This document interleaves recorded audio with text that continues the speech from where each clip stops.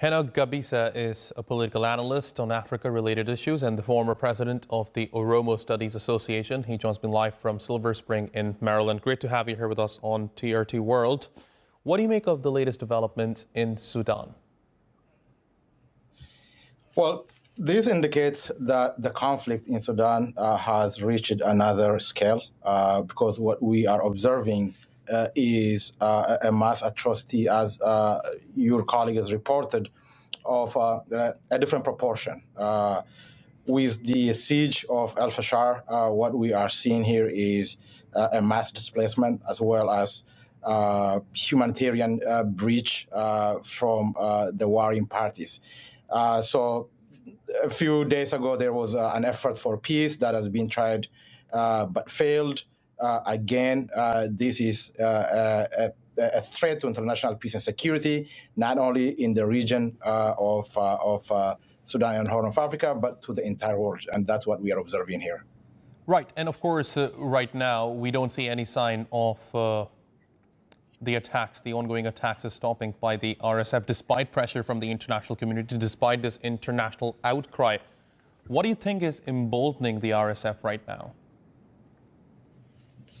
Well, there has to be a reasonable kind of sanction from the international community because this cannot continue to be the case. The world cannot afford to sit around and wait until more lives would be killed. As you know, the conflict is not local anymore. There are different alliances in here, different interests in here. There has to be an international sanction from reasonable stakeholders. Without that, we will be witnessing another Darfur in here that we observed about 20 years ago. It has to stop at some point.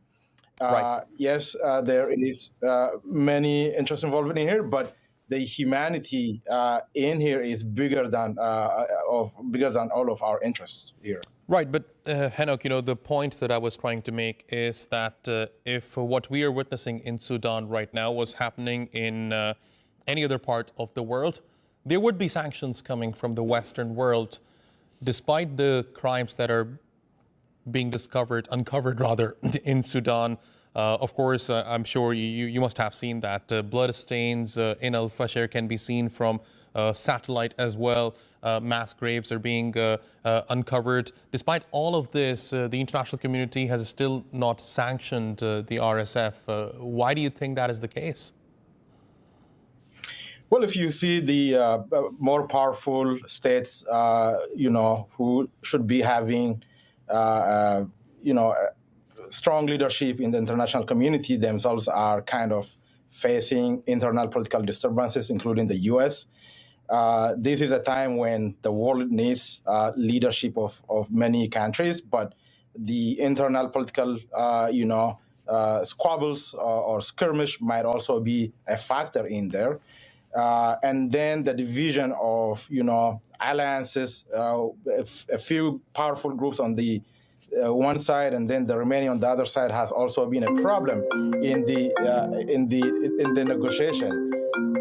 So I apologize about this.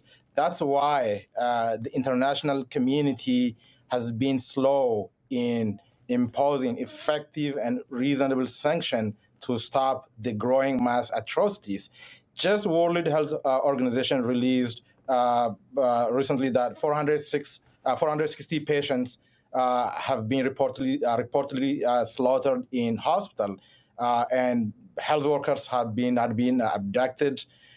This shows that the conflict is not going on only between the warring parties, but neutral humanitarian workers are the lead victims in this, and that's a very worrisome situation.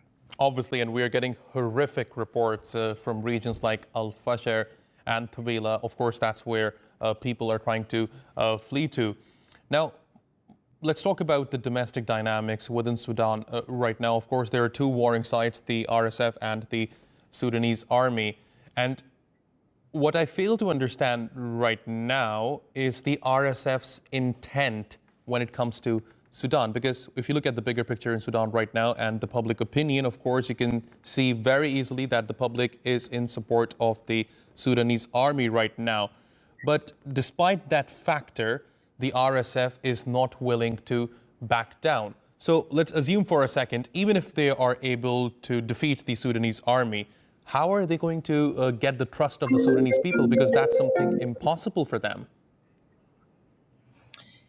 Yes, the RSF, if as you might have accurately observed, they are not in a proactive national leadership mode. What appears from their side is a kind of survival where they are just fighting to kind of have a siege on different territories, probably to show kind of force, but not much interested in leading a national country to some next chapter in their political transition. On the other side, probably there should have been a lot of expectation, reasonable expectation from the National Armed Force.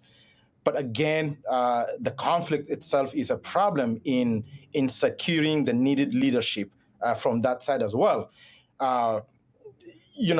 As you said, lots of support for the National Armed Force should trickle down into some foreseeable expectation for the next transition, and we're not observing that here. And this shows that the conflict is not local anymore; it's just beyond a local conflict, and that's a tragic situation. Fascinating insights, Henok Gabisa. Thanks very much for joining me here on TRT World. Appreciate your taking out the time.